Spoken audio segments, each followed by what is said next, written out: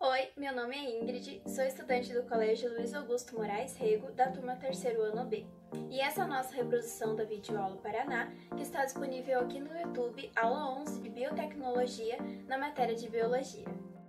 Oi, meu nome é Mariana, eu sou estudante no Colégio Luiz Augusto Moraes Rego e eu sou o 3º ano B.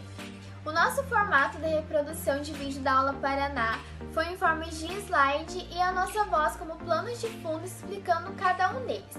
A gente escolheu justamente a matéria de Biologia porque é uma matéria que nós duas gostamos muito. E um beijo, Prof. Marlene! E a gente deu a definição para a biotecnologia, que ela é uma área de estudo e desenvolvimento de seres modificados em laboratórios e que tem o intuito de promover o aprimoramento de técnicas em vários setores da sociedade. A biotecnologia ela é usada desde o Antigo Egito, que eles usavam os micro-organismos para fazer fermentação, que eles utilizavam as bebidas alcoólicas, né? E depois o pão também. Só que eles não sabiam o que era isso, tanto os micro-organismos quanto as células também, eles não tinham conhecimento, só que eles usavam mesmo sem saber. E hoje a gente pode ver o quanto a biotecnologia se expandiu.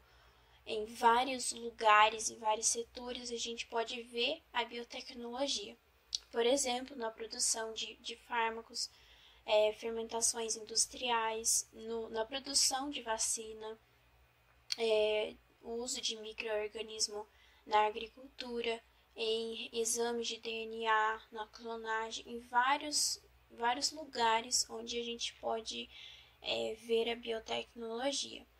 E ela também é uma ciência multidisciplinar, ou seja, todas essas disciplinas agregam em uma coisa, como a professora Fran falou, que todos eles trabalham o ser vivo para melhorarem alguma coisa na nossa vida, no nosso dia a dia.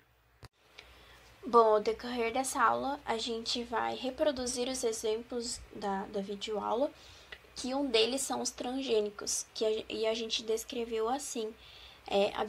A biotecnologia atua na produção de sementes e plantas transgênicas que demandam poucas qualidades de agrotóxicos para se desenvolverem. São mais fortes, resistentes e principalmente mais nutritivos. Então, os transgênicos é aquele que recebe material genético de outra espécie. Essa espécie pode ser uma bactéria onde tem um gene de interesse e eles extraem esse gene que deixa a planta mais forte ou mais nutritiva, por exemplo. Eles extraem e colocam em uma célula da planta, na primeira célula da planta. E assim que se forma os transgênicos. E com essa técnica dos transgênicos, né, em muitos países são muito utilizados. E no Brasil, ele é o segundo maior produtor mundial, perde apenas para os Estados Unidos, mas são 30 milhões de hectares destinados à cultura transgênicos, especialmente o soja, o milho e o algodão aqui no Brasil. E alguns pontos positivos dos transgênicos é que a gente pode ter um alimento mais nutritivo e com propriedades medicinais. E o principal é que as plantas são mais resistentes às pragas. E alguns pontos negativos, o principal deles é que o número de câncer só aumenta por causa dos agrotóxicos e fertilizantes inorgânicos usados excessivamente nas plantações. E também temos as reações alérgicas a alimentos, desequilíbrios de ecossistema por não ser uma coisa natural, né? E entre outras desvantagens. Outro exemplo também falado nessa aula é a clonagem. E a gente colocou assim que a clonagem é um mecanismo de propagação de alguns organismos, como algumas espécies de plantas e bactérias. Ou seja, a clonagem produz o clone, são cópias idênticas ao progenitor. Existem 4 tipos de clonagem: a clonagem reprodutiva, terapêutica, natural e induzida. A clonagem reprodutiva são organismos produzidos com as mesmas características de seu progenitor. Ela é mais eficaz quando realizada por meio de transferência de núcleos de células embrionárias, em vez de núcleos de células adultas. A clonagem terapêutica é um procedimento cujos estágios iniciais são idênticos à clonagem para fins reprodutivos. É utilizada em laboratório para a produção de células-tronco a fim de produzir tecidos ou órgãos para transplante. A clonagem é natural em todos os seres originados a partir de reprodução assexuada, ou seja, na qual não há participação de células sexuais, como é o caso das bactérias e dos seres unicelulares. A clonagem natural também pode ocorrer em mamíferos como o tatu e nos gêmeos univetelinos. A clonagem induzida artificialmente é uma técnica de engenharia genética aplicada em vegetais e animais, ligada à pesquisa científica.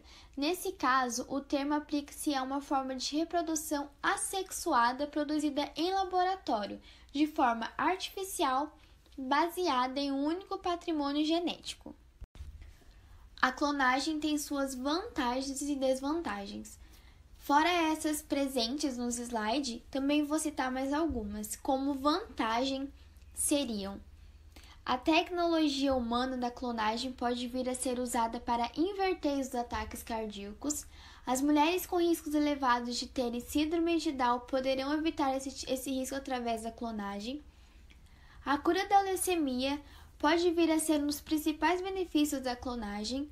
A clonagem pode ser usada para testar e talvez curar doenças genéticas.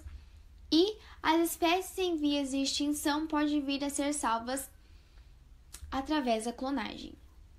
E como desvantagem tem a perda da variabilidade genética, elevado número de anomalias, os clones poderão ser alvo de discriminação por parte da sociedade, os clones poderão estar sujeitos a problemas psicológicos e a tecnologia não está ainda bem desenvolvida, tendo uma baixa taxa de fertilidade. A clonagem é um procedimento de grande importância, pois abre perspectivas, por exemplo, para tratamentos que necessitam de transplantes por meio de cultivo de células idênticas às do tecido da qual foram retiradas. A clonagem reprodutiva também pode ser esperança para casais que não podem ter filhos devido a problemas genéticos, por exemplo. Em definição, a clonagem é um processo natural ou artificial em que são produzidas cópias fiéis de outro indivíduo, homem, animais e etc. Ou seja, a clonagem é o processo que formará um clone.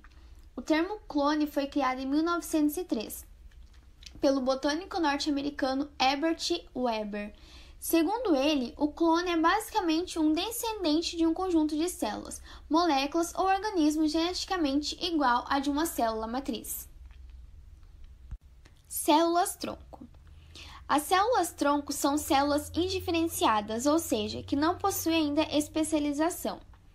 As células-tronco possuem algumas características que podem ser de autorreplicar, formando outras células-tronco ou pode formar diversos tipos celulares.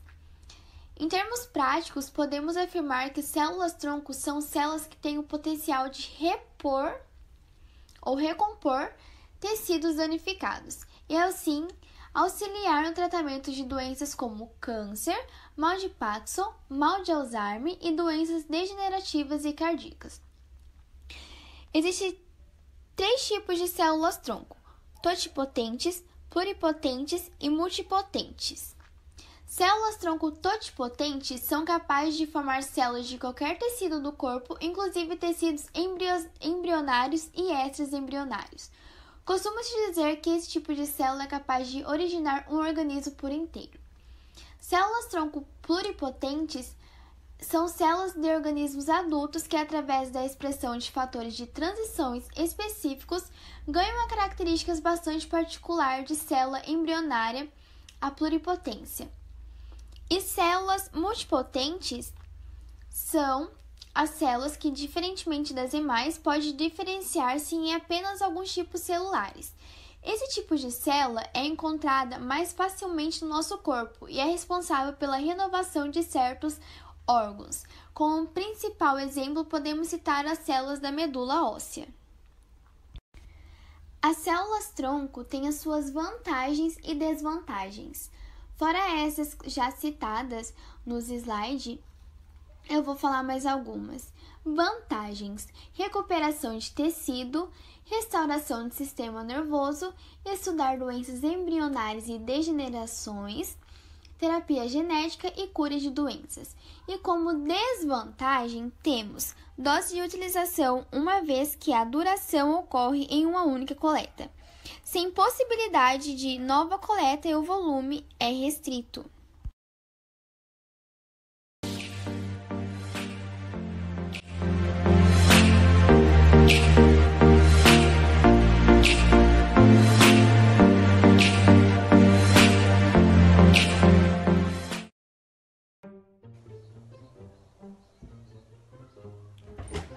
Eu não consigo gravar, as crianças não calam a boca.